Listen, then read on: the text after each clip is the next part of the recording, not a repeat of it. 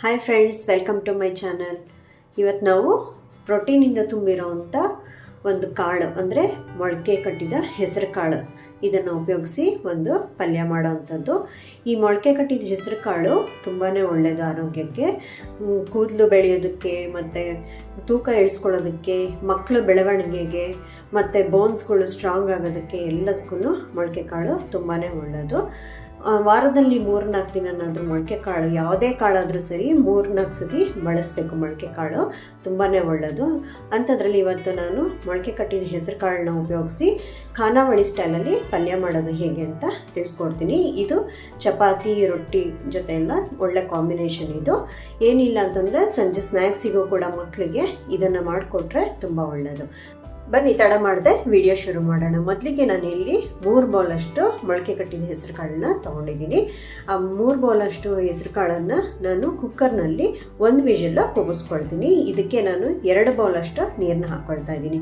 3 bowl ಹೆಸರು ಕಾಳಿಗೆ 2 ಬೌಲಷ್ಟು ನೀರನ್ನ ಹಾಕ್ಕೊಂಡು ನಾನು ಒಂದೇ ಒಂದು ವಿಷಲ್ನ ಕೂಗಿಸ್ಕೊಂಡು ಬೇಯಿಸ್ಕೊಳ್ತಾ ಇದ್ದೀನಿ.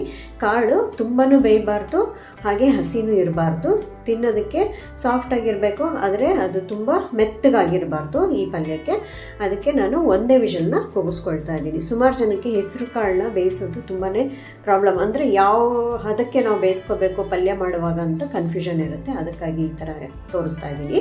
ನೋಡಿ, ಕಾಳು ಒಂದೇ ಒಂದು ವಿಷಲಿಗೆ ಇಷ್ಟು ಚೆನ್ನಾಗಿ ಬೆಂದಿದೆ. ಈಗ ನಾವು ಅದಕ್ಕೆ ಒಗ್ಗರಣೆ ಮಾಡ್ಕೊಳ್ಳೋಣ. ಒಂದು ಬಾಣಲಿನಲ್ಲಿ 2 ಸ್ಪೂನಷ್ಟು ಎಣ್ಣೆ ಹಾಕಿ, ಎಣ್ಣೆ ಕಾದ್ಮೇಲೆ 1 ಸ್ಪೂನಷ್ಟು ಸಾಸಿವೆ, ಆಮೇಲೆ 1 ಸ್ಪೂನಷ್ಟು ಜೀರಿಗೆ ಹಾಕ್ಕೊಂಡಿದ್ದೀನಿ. ಇದಿಷ್ಟು ಲೋ ಫ್ಲೇಮಲ್ಲೇ ಮಾಡ್ಕೋಬೇಕು. ಇವಾಗ ಸಾಸಿವೆ ಮತ್ತು ಜೀರಿಗೆ ಎಲ್ಲ ಚಟಬಿಟ್ಟ ಮೇಲೆ ನಾನು 2 ಮೀಡಿಯಮ್ ಸೈಜಷ್ಟು ಈರುಳ್ಳಿನ ನಾನು ಈ ಥರ ಪಲ್ಯಕ್ಕೆ ಒಗ್ಗರಣೆ ಹಾಕ್ಕೊಳ್ಳೋಕೆ ಹೆಚ್ಚಿಕೊಳ್ತೀವಲ್ಲ ಆ ಥರ ಈರುಳ್ಳಿನ ಹಾಕ್ಕೊಂಡಿದ್ದೀನಿ ಹೆಚ್ಚಿ. ಈಗ ಅದನ್ನು ಚೆನ್ನಾಗಿ ಕೈ ಆಡಿಕೊಂಡು ನಾನು ಹೆಚ್ಚಿದಂಥ ಹಸಿರು ಮೆಣಸಿನ್ಕಾಯನ್ನ ಹಾಕ್ಕೊಳ್ತಾ ಇದ್ದೀನಿ. ನೀವು ಮಕ್ಳಿಗೆ ಕೊಡೋದಾದರೆ ಮೆಣಸಿನ್ಕಾಯನ್ನ ಸ್ವಲ್ಪ ಹಾಕ್ಕೊಂಡು ಪೌಡ್ರ್ ಮಾಡಿಕೊಡಿ. ಈಗ ಎಲ್ಲರಿಗೂ ದೊಡ್ಡವರೆಲ್ಲರೂ ತಿನ್ಬೋದು ಅನ್ನೋದಾದರೆ ಈ ಥರ ಹಸಿರು ಮೆಣಸಿನ್ಕಾಯಿ ಹೆಚ್ಚಿಬಿಟ್ಟು ಒಂದು 5-6 ಹಸಿರು ಮೆಣಸಿನ್ಕಾಯಿ ಹೆಚ್ಚಿ ಹಾಕಿದ್ದೀನಿ ಒಗ್ಗರಣೆಗೆ. ಸ್ವಲ್ಪ ಫ್ರೆಶ್ ಆಗಿರೋಂಥ ಕರ್ಬೇವಿನ ಸೊಪ್ಪನ್ನು ಹಾಕ್ತಾಯಿದ್ದೀನಿ. ನೋಡಿ, ಅಕಸ್ಮಾತ್ ಮಕ್ಕಳು ಕರ್ಬೇವಿನ ಸೊಪ್ಪು ತಿಂತಾ ಇಲ್ಲ ಅಂದರೆ ಈ ಹಸಿರು ಮೆಣಸಿನ್ಕಾಯಿ ಮತ್ತು ಕರ್ಬೇವಿನ ಸೊಪ್ಪು ಎರಡೂ ಮಿಕ್ಸಿನಲ್ಲಿ ಡ್ರೈಯಾಗಿ ಪೌಡ್ರ್ ಮಾಡಿಬಿಟ್ಟು ಆಮೇಲೆ ಒಗ್ಗರಣೆಗೆ ಹಾಕ್ಕೊಡಿ. ಎರಡೂ ಕೂಡ ತಿಂತಾರೆ ನೀಟಾಗಿ. ಆಮೇಲೆ ನಾನು ಇಲ್ಲಿ ಸ್ವಲ್ಪ ಒಗ್ಗರಣೆ ಎಲ್ಲ ಚೆನ್ನಾಗಿ ಈರುಳ್ಳಿ ಎಲ್ಲ ಸ್ವಲ್ಪ ಮಗ್ಸಿದ್ಮೇಲೆ ನಾನು 2 ಟೊಮೆಟೊನ ತೊಗೊಂಡಿದ್ದೀನಿ. ಅದನ್ನು ಈ ಥರ ಸಣ್ಣದಾಗಿ ಹೆಚ್ಚಿಟ್ಕೊಂಡು ಒಗ್ಗರಣೆಗೆ ಸೇರಿಸ್ಕೊಳ್ತಾ ಇದ್ದೀನಿ. ನೋಡಿ, ಇದು ಇಷ್ಟನ್ನು ಲೋ ಫ್ಲೇಮಲ್ಲೇ ಹುರ್ಕೊಳ್ತಾ ಇದ್ದೀನಿ. ಈರುಳ್ಳಿ ತುಂಬ ಬಾಡಬಾರ್ದು, ಜಸ್ಟ್ ಲೈಟಾಗಿ ಟ್ರಾನ್ಸ್ಪರೆಂಟ್ ಆಗಬೇಕು, ಸ್ವಲ್ಪ ಸಾಫ್ಟ್ ಆಗಬೇಕು. ಅದಾದಮೇಲೆ ಟೊಮೆಟೊ ಹಾಕ್ಕೊಂಡು ಟೊಮೆಟೊ ಸಾಫ್ಟ್ ಆಗೋಕ್ಕೆ ಮಾತ್ರ ಇಲ್ಲಿ ನಾನು ಉಪ್ಪನ್ನ ಸೇರಿಸ್ಕೊಳ್ತಾ ಇದ್ದೀನಿ. ಸ್ವಲ್ಪ ಅರಿಶಿನ ಮತ್ತು ಉಪ್ಪು ಹಾಕೊಳ್ಳೋದ್ರಿಂದ ಟೊಮೆಟೊ ಬೇಗನೆ ಸಾಫ್ಟ್ ಆಗುತ್ತೆ ಒಗ್ಗರಣೆನಲ್ಲಿ. ನೋಡಿ, ಇದಿಷ್ಟನ್ನು ಹಾಕ್ಕೊಂಡು ಚೆನ್ನಾಗಿ ಒಗ್ಗರಣೆ ಕೈ ಆಡ್ಕೊಳ್ತಾ ಇದ್ದೀನಿ. ಒಂದು 2 ನಿಮಿಷ ಈ ಥರ ಒಗ್ಗರಣೆ ಕೈ ಆಡ್ಕೊಂಡ್ಮೇಲೆ ನಾನೀಗ ಶುಂಠಿ ಬೆಳ್ಳುಳ್ಳಿ ಪೇಸ್ಟು, ಇದನ್ನು ನೀವು ಶುಂಠಿ ಮತ್ತು ಬೆಳ್ಳುಳ್ಳಿನ ಜಜ್ಜಿಬಿಟ್ಟಾದರೂ ಹಾಕೋಬೋದು. ಬಾಯಿಗೆ ಸಿಗುತ್ತೆ ಅನ್ನೋದಾದರೆ ಈ ಥರ ಪೇಸ್ಟ್ ಒಂದು ಅರ್ಧ ಸ್ಪೂನಷ್ಟು ಸಾಕು. ಶುಂಠಿ ಬೆಳ್ಳುಳ್ಳಿ ಪೇಸ್ಟನ್ನು ಹಾಕ್ಕೊಂಡು ಒಗ್ಗರಣೆಯಲ್ಲಿ ಚೆನ್ನಾಗಿ ಹುರ್ಕೊಳ್ತೀನಿ. ಸ್ವಲ್ಪ ಹಸಿ ವಾಸನೆ ಹೋಗೋವರೆಗೂ ಹುರ್ಕೋಬೇಕು. ಆಮೇಲೆ ನಾನಿಲ್ಲಿ 1 ಸ್ಪೂನಷ್ಟು ಅಚ್ಚ ಖಾರದ ಪುಡಿನ ಹಾಕ್ಕೊಳ್ತಾ ಇದ್ದೀನಿ. ಇದು ಕಲರ್ ಬರೋದಕ್ಕೆ ಅಷ್ಟೇ. ನೀವು ಇದನ್ನು ಕಾಶ್ಮೀರಿ ರೆಡ್ ಚಿಲ್ಲಿ ಪೌಡರ್ ಬರ್ತಲ್ಲ ಅದನ್ನು ಹಾಕ್ಕೊಂಡ್ರೆ ಸಾಕು. ಖಾರಕ್ಕೆ ನಾವು ಆಲ್ರೆಡಿ ಹಸಿರು ಮೆಣಸಿನ್ಕಾಯಿ ಹಾಕ್ಕೊಂಡಿರ್ತೀವಿ. ಚೆನ್ನಾಗಿ ಕೈ ಆಡ್ಬಿಟ್ಟು ಈಗ ನಾನು ಮನೇಲಿ ಮಾಡಿರೋಂಥ ಪಲ್ಯದ ಪುಡಿ 1 ಸ್ಪೂನ್ ಹಾಕ್ಕೊಳ್ತೀನಿ. ಅದಿಲ್ಲ ಅಂತಂದರೆ ಆಲ್ಟರ್ನೇಟಿವ್ ಗರಂ ಮಸಾಲ ಪೌಡರ್ ಹಾಕ್ಕೋಬೇಕು. ಅದು ಇಲ್ಲ ಅಂತಂದರೆ ಜೀರಿಗೆ ಮತ್ತು ಧನಿಯಾ ಪುಡಿ ಮಾಡ್ಕೊಂಡಿರ್ತಿರಲ್ಲ ಮನೆಯಲ್ಲಿ ಹುರಿದ್ಬಿಟ್ಟು ಅದನ್ನು ಅರ್ಧ ಸ್ಪೂನ್ ಹಾಕ್ಕೊಂಡ್ರೆ ಸಾಕು. ಈಗ ನಾನು ಬೇಯಿಸಿಟ್ಟಿರೋಂಥ ಮೊಳಕೆ ಕಟ್ಟಿದ ಹೆಸರು ಕಾಳನ್ನ ಹಾಕ್ಕೊಳ್ತಾ ಇದ್ದೀನಿ. ಚೆನ್ನಾಗಿ ಬೆಂದಿದೆ, ಆದರೆ ತುಂಬಾ ಮೆತ್ತಗಾಗಿಲ್ಲ. ಇದೇ ಇಲ್ಲಿ ಟ್ರಿಕ್ ಇರೋದು ಈ ಪಲ್ಯಕ್ಕೆ.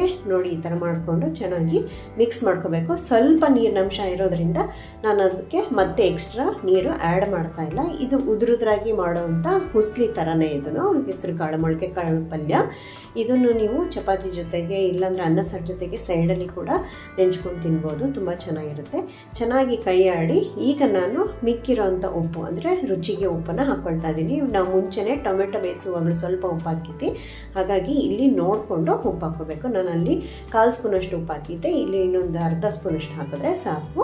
ಈಗ ಚೆನ್ನಾಗಿ ಬೇಯೋದಕ್ಕೆ ಕುದಿಯೋದಕ್ಕೆ ಬಿಟ್ಟರೆ ಚೆನ್ನಾಗಿ ಎಲ್ಲ ಮಸಾಲೆ ಎಲ್ಲ ಚೆನ್ನಾಗಿ ಹೊಂದ್ಕೊಳ್ಳುತ್ತೆ. ಉಪ್ಪು ಖಾರ ಮತ್ತು ಈ ಗರಂ ಮಸಾಲೆ ಎಲ್ಲ ಹಾಕಿದ್ವಲ್ಲ, ಪಲ್ಯದ ಪುಡಿ ಅದೆಲ್ಲ ಚೆನ್ನಾಗಿ ಹೊಂದ್ಕೊಳ್ಳುತ್ತೆ ಕಾಳಿಗೆ. ಕಾಳು ಚೆನ್ನಾಗಾಗುತ್ತೆ. ಈಗ ನೋಡಿ ಚೆನ್ನಾಗಿ ಕುದೀತಾ ಇದೆ. ಅಷ್ಟೊತ್ತಿಗೆ ನೀರು ಎಲ್ಲ ಕಮ್ಮಿ ಆಗಿದೆ ನೋಡಿ, ಈ ಥರ ಉದ್ರಾಗಿ ಆಗಿದೆ. ಲಾಸ್ಟಲ್ಲಿ ಇನ್ನೊಂದ್ಸತಿ ಕೈ ಆಡ್ಬಿಟ್ಟು ಹೆಚ್ಚಿರೋಂಥ ಕೊತ್ತಂಬರಿ ಸೇರಿಸಿದ್ರೆ ಮೊಳಕೆ ಕಟ್ಟಿದ ಹೆಸರು ಕಾಳು ಪಲ್ಯ, ರುಚಿಯಾಗಿರೋಂಥ ಕಾಳು ಪಲ್ಯ ರೆಡಿಯಾಗಿದೆ. ನೋಡಿ ಎಷ್ಟು ಚೆನ್ನಾಗಾಗಿದೆ. ತುಂಬ ಮೆತ್ತಗೂ ಆಗಿಲ್ಲ, ಚೆನ್ನಾಗಿದೆ. ನೋಡೋದಕ್ಕೂ ತುಂಬ ಚೆನ್ನಾಗಿದೆ. ಕಾಳು ಮೊಳಕೆ ಕಟ್ಟಿದ ಕಾಳು ಹಾಗೆಯೇ ಕಾಣಿಸ್ತಾ ಇದೆ. ಈ ಪಲ್ಯ ರೆಡಿಯಾಗಿದೆ. ಇದಕ್ಕೆ ನಾನಿಲ್ಲಿ ಬಿಸಿ ಬಿಸಿ ಚಪಾತಿ ಮಾಡ್ತಾಯಿದ್ದೀನಿ. ನೀವು ಈ ಥರ ಮಾಡಿಬಿಟ್ಟು ಚಪಾತಿ ಮತ್ತು ಮೊಳಕೆ ಕಟ್ಟಿದ ಹೆಸರು ಕಾಳು ಪಲ್ಯ ಎರಡೂ ಮಾಡಿ ಲಂಚ್ ಬಾಕ್ಸಿಗೂ ಕೂಡ ಪ್ಯಾಕ್ ಮಾಡ್ಬೋದು. ಆಫೀಸ್ ಲಂಚ್ ಬಾಕ್ಸಿಗಾರ ತೊಗೊಂಡೋಗ್ಬೋದು, ಮಕ್ಕಳು ಸ್ಕೂಲ್ ಲಂಚ್ ಬಾಕ್ಸಿಗೂ ಕೊಟ್ಬೋದು.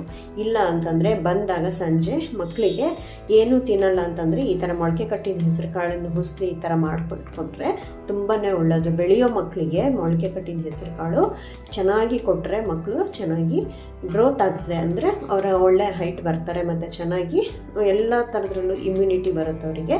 ಮೊಳಕೆ ಕಾಳನ್ನು ಆದಷ್ಟು ಎಲ್ಲರೂ ಬಳಸಿ ಅಂತ ನಾನು ಹೇಳ್ತೀನಿ. ನೋಡಿ ಈಗ ಚಪಾತಿ ರೆಡಿಯಾಗಿದೆ. ಬಿಸಿ ಬಿಸಿಯಾಗಿರೋಂಥ ಮೊಳಕೆ ಕಟ್ಟಿದ ಹೆಸರು ಕಾಳು ಪಲ್ಯ ರೆಡಿಯಾಗಿದೆ. ಇದು ಖಾನಾವಳಿ ಸ್ಟೈಲಲ್ಲೇ ಮಾಡಿದ್ದೀನಿ. ಇದಕ್ಕೆ ನಾನು ಬಿಸಿ ಬಿಸಿ ಚಪಾತಿನ ಜೊತೆಗೆ ಸರ್ವ್ ಮಾಡ್ತಾಯಿದ್ದೀನಿ. ಚೆನ್ನಾಗಿರುತ್ತೆ. ಇದು ತುಂಬ ಖಾರನೂ ಇರಲ್ಲ, ಲೈಟಾಗಿರುತ್ತೆ ಮತ್ತು ತಿನ್ನೋದಕ್ಕೂ ತುಂಬ ಚೆನ್ನಾಗಿರುತ್ತೆ ಮೊಳಕೆ ಕಟ್ಟಿದ ಹೆಸರು ಕಾಳು ಪಲ್ಯ. ನೀವು ಇನ್ಯಾವ ಥರದ್ದು ಮೊಳಕೆ ಕಟ್ಟಿದ್ದ ಕಾಳನ್ನು ಈ ಥರ ಪಲ್ಯ ಮಾಡ್ತೀರಾ ಅಂತ ಕಮೆಂಟ್ ಮಾಡಿ ತಿಳಿಸಿ. ನೋಡಿ ಎಷ್ಟು ಚೆನ್ನಾಗಾಗಿದೆ. ಬಿಸಿ ಬಿಸಿಯಾಗಿರೋವಂಥ ಮೊಳಕೆ ಕಟ್ಟಿದ ಹೆಸರು ಕಾಳು ಪಲ್ಯ ರೆಡಿಯಾಗಿದೆ. ಈ ರೆಸಿಪಿನ ಇಷ್ಟಪಟ್ಟಿದ್ರೆ ಈ ವಿಡಿಯೋನ ಲೈಕ್ ಮಾಡಿ, ಶೇರ್ ಮಾಡಿ, ಪಕ್ಕದಲ್ಲಿರೋ ಬೆಲ್ ಐಕಾನ್ನ ಒತ್ತಿ ಹಾಗೂ ನನ್ನ ಚಾನಲ್ನ ಸಬ್ಸ್ಕ್ರೈಬ್ ಮಾಡಿ. ಮತ್ತೆ ಮುಂದಿನ ವಿಡಿಯೋದಲ್ಲಿ ಸಿಗೋಣ. ಅಲ್ಲಿವರೆಗೂ take care, eat healthy. Thanks for watching.